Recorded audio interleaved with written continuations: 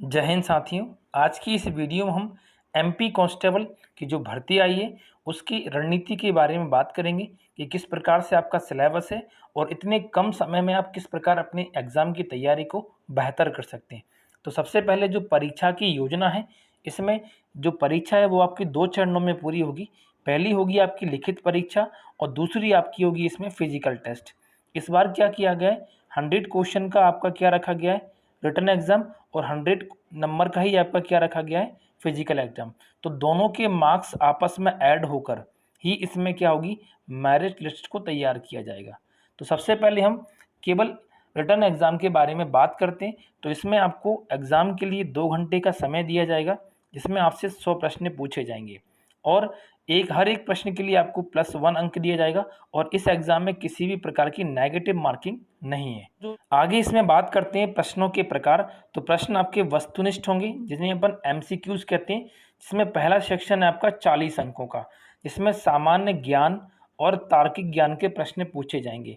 यदि बात करें इसमें से हम सामान्य ज्ञान के बारे में, तो सामान्य ज्ञान के लगभग 20 प्रश्न आपको इसमें देखने को मिलेंगे, जिसमें मध्य प्रदेश और भारत का जो ज्ञान होता है, जीएस वाला पोर्शन, और साथ में करंट अफेयर्स के क्वेश्चन पूछे जा सकते हैं। और साथ ही साथ इसमें 20 नंबर की क्या होगी, आपकी रीजनिंग होगी। जब हम सेकंड सेक्शन की बात करते हैं, जिसमें 30 अंकों के बारे में बताया गया है, जिसमें 15 अंक का आपका होगा बौद्धिक क्षमता, मतलब फिर से आपसे 15 नंबर की रीजनिंग पूछी जाएगी। तो इस कंप्लीट एग्जाम में लगभग आपसे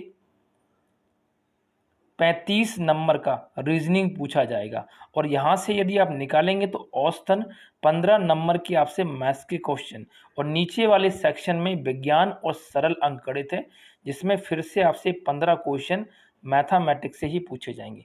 यदि हम इस पूरे एग्ज़ाम की बात करें, डिस्ट्रीब्यूशन करके बात करें, तो ओवरऑल जीएस से आपको 15 से 20 क्वेश्चन देखने को मिल सकते हैं, रीजनिंग से आपको लगभग 35 प्रश्न देखने को मिल सकते हैं और मैथ्स से लगभग आपको 30 क्वेश्चन देखने को मिल सकते हैं।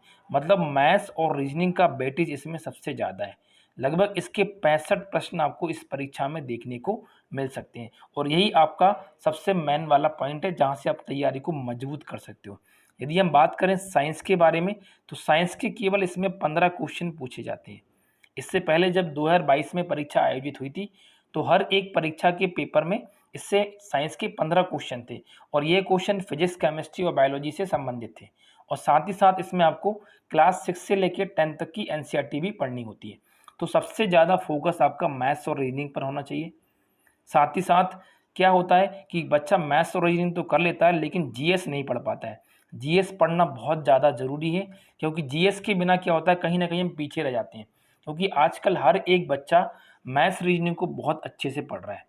तो ये वाला सेक्शन तो मजबूत कर लेता है वो, लेकिन कहीं ना कहीं ये दो सेक्शन रहते हैं, इनको पढ़ना भूल जाता है वो, या फिर इनको अच्छे से नहीं पढ़ता है। तो आपको मैथ्स रीजनिंग के साथ साथ थोड़ा बहुत जीएस भी अच्छे से पढ़ना है और जितनी भी साइंस आपको आती है, जो भी आप अभी 30 दिन में पढ़ सकते हैं, उसको कंप्लीट करके रखना है।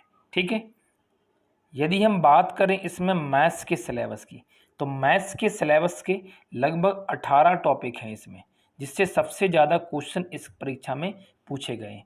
यदि बात करें हम 2022 की परीक्षा की, तो उस परीक्षा में पूरी शिफ्टों में यदि क्वेश्चन को ऐड किया जाए, तो नंबर सिस्टम से सबसे ज़्यादा क्वेश्चन, जिनकी संख्या कितनी है, 265। उसके बाद सिंप्लीफिकेशन के 170 क्वेश्चन। ये सभी क्वेश्चन सिंपल थे, बस समय के अभाव में बच्चे इसको पूरा नहीं कर पाते। तो इस प्रकार से यहाँ पे मैंने सारे सिलेबस के टॉपिक और 2022 की परीक्षा में इनसे पूरी शिफ्टों में पूछे गए क्वेश्चनों का विवरण दिया है। तो यहाँ पे आप उनको देखकर और कौन सा टॉपिक आपको मजबूत करना है, यहाँ से आप उसको पढ़ सकते हैं। ठीक है। आगे हैं इसमें मैथ्स का और सिलेबस, जिसमें और टॉपिक्स आपको दिए गए। तो यहाँ से आप स्क्रीनशॉट लेके चेक कर लेना और इन सभी टॉपिक को अच्छे से पढ़ लेना, क्योंकि प्रीवियस ईयर में जो परीक्षा हुई थी, उनसे लगभग इतने इतने क्वेश्चन आपकी परीक्षा में पूछे गए थे। तो ये सभी आपको अच्छे से पढ़ने हैं। ठीक है। अब इसमें बात करते हैं हम रीजनिंग के सिलेबस की। तो रीजनिंग की सिलेबस की जब बात आती है, तो इसमें कोडिंग डी कोडिंग से, सीरीज से, स्लॉक से, रैंकिंग से, sitting arrangement, direction and distance से, ब्लड रिलेशन से, बैंड डायग्राम से, मैथमेटिकल ऑपरेशन से लगभग हर एक शिफ्ट में 2 क्वेश्चन पूछे गए और एनालॉजी से। तो ये टॉपिक हैं रीजनिंग के सिलेबस के, और आगे भी हैं उनको और आप देख लीजिए, और ये सभी टॉपिक आपको इसमें पढ़ने हैं। आगे आपको दिया है इसमें missing number series, clock, calendar, inequality. इससे भी एग्जाम में क्वेश्चन पूछे गए इनइक्वालिटी, क्योंकि ये बैंक का टॉपिक होता है। लेकिन आजकल क्या है, ये जो हमारा एमपी का व्यापम है उसके पास क्वेश्चन ज़्यादा ऑप्शन में रहे नहीं है, तो उसने जितने भी टाइप के क्वेश्चन मिलते हैं सारे पे को उसमें क्या कर रहा है, वो ऐड ऑन कर रहा है। साथ ही साथ यदि आप एसएससी की तैयारी कर रहे हैं तो बहुत अच्छी बात है, क्योंकि इन्होंने अपने मैथ्स के क्वेश्चन में और रीजनिंग के क्वेश्चन में थोड़ा बहुत एसएससी के पैटर्न को भी फॉलो किया है।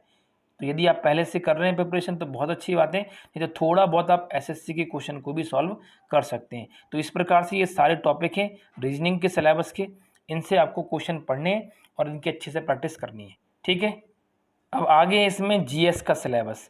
यदि हम जीएस के सिलेबस की बात करते हैं तो इसमें सबसे ज़्यादा वेटेज जो होता है कांस्टेबल के पेपर में वह होता है एमपी जीके का।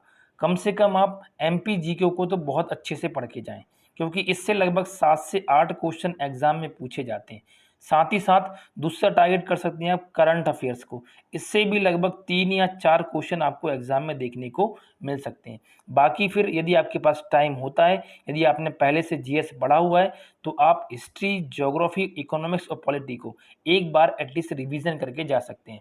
और यदि इतना भी यदि आपसे नहीं हो रहा है कि आप जीएस को ठीक से नहीं पढ़ पा रहे हैं, तो यहाँ पे एक नोट बना के लिखा हुआ है मैंने, जिसमें आपको कांस्टेबल की जो पिछली परीक्षा हुई थी, पटवारी, आबकारी, जेल प्रहरी और वन रक्षक, इनमें जो भी जीएस से क्वेश्चन पूछे गए थे, यदि आप उन सभी क्वेश्चन को अच्छे से पढ़ के रट भी लेते हैं तो लगभग 50% संभावना है कि वही की वही क्वेश्चन आपको एग्जाम में देखने को मिल सकते हैं। क्योंकि ऐसा अभी कुछ परीक्षाओं में हुआ है, तो ऐसी संभावना हम जाहिर कर सकते हैं कि आने वाली परीक्षाओं में भी कुछ न कुछ जीएस से क्वेश्चन आपको पुराने क्वेश्चन से मिल सकते हैं। तो ये सभी पढ़ने होंगे, तब जाके आपका काम होगा, किसी एक के पढ़ने से कुछ नहीं होने वाला है इसमें। तो इन सबके जीएस के जो क्वेश्चन है उनको एक बार पढ़ लीजिए और थोड़ा बहुत आपको इसमें फ़ायदा ज़रूर मिल जाएगा। ठीक है, अब हम फाइनली बात करते हैं इसमें साइंस के सिलेबस की, क्योंकि आपको यहाँ पर साइंस की क्लास मिल जाएगी कांस्टेबल के लिए, और ये पर डे रहेगी आपकी क्लास। तो यहाँ से आपकी तैयारी साइंस के जो सिलेबस है, जो टॉपिक है, उसकी आपकी कंप्लीट हो जाएगी। तो साइंस में इसके 3 सेक्शन होते हैं, फिजिक्स, केमिस्ट्री और बायोलॉजी। यहाँ से इसके प्रश्न पूछे जाते हैं, इनकी संख्या कितनी है, 15 क्वेश्चन। और साथ ही साथ हमें इसमें क्लास 6 से 10 तक की एनसीईआरटी बुक को भी अच्छे से पढ़ना है, क्योंकि यहाँ से भी इसके क्वेश्चन एग्जाम में पूछे जाते हैं। और हमें अभी तक जितनी भी ये परीक्षाएं आयोजित हुई हैं, इन सभी परीक्षाओं में जितने भी विज्ञान के क्वेश्चन पूछे गए उनको रट्टा मारना है, एज इट इज़ पढ़ना है, आपको एग्जाम में यही क्वेश्चन देखने को मिल सकते हैं। ठीक है, अब हम बात करते हैं इसमें क्लास के बारे में।